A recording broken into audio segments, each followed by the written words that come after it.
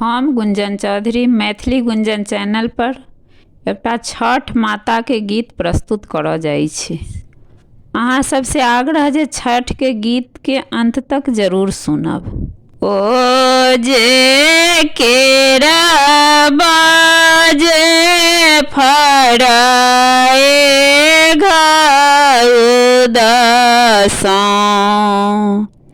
ओई पर सुगा मारा राय, ओई पर सुगा मारा राय।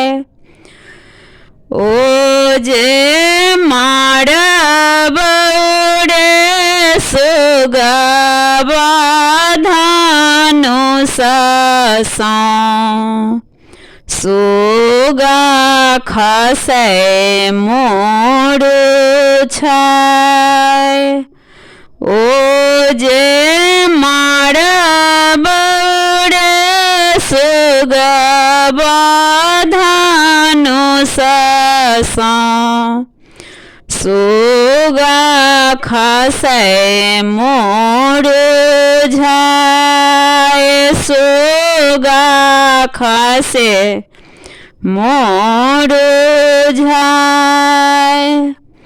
ओ जे सुगानी जे कानाए बिरोग सो, आदित हो ने सहाय।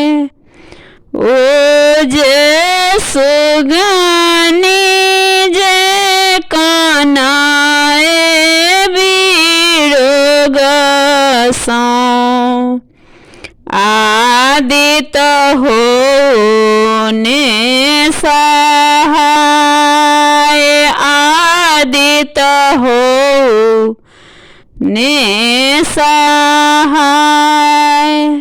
ओ जे नेमुआ जे फड़ाए घाउ दसों, ओई पर सुगा मारा राय, ओई पर सुगा मारा राय।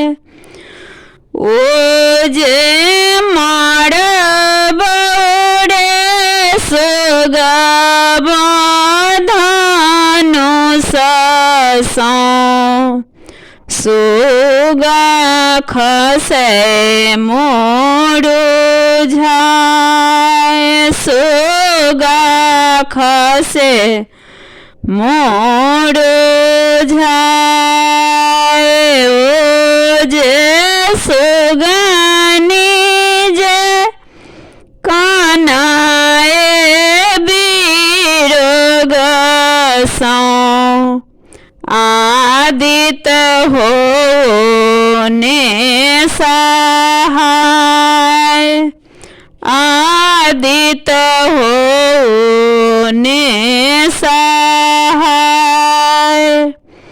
ओ जे नारियल जे फड़ाए घाउ दसों, ओई पर सुगा मारा राय, ओई पर सुगा मारा राय।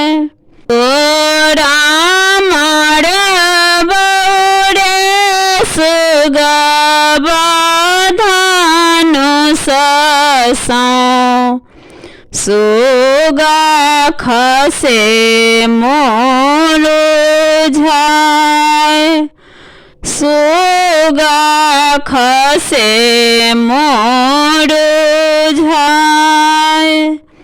ओ जे सुगानी जे कानाए बिरोग सो, आदित हो ने सहाय, आदित हो ने सहाय। ओ जे काचाही बाँस केरा बहंगिया, ओई मेरे सामा डोर, ओई मेरे सामा डोर।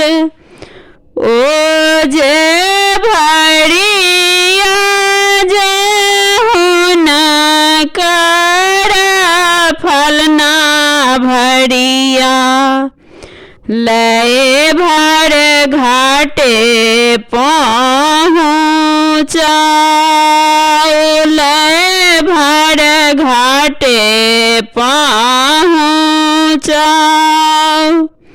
ओ जे बाटहि पूछाए बाटोहिया, ई भर की ना करा जाए, ई डाला की ना करा जाए। तू आन्हर छही रे बटोहिया, ई भर छठी माई के जाय। तू आमारो छही रे बटोहिया, ई भर दीनानाथ के जाय, ई डाला दीनानाथ के जाय।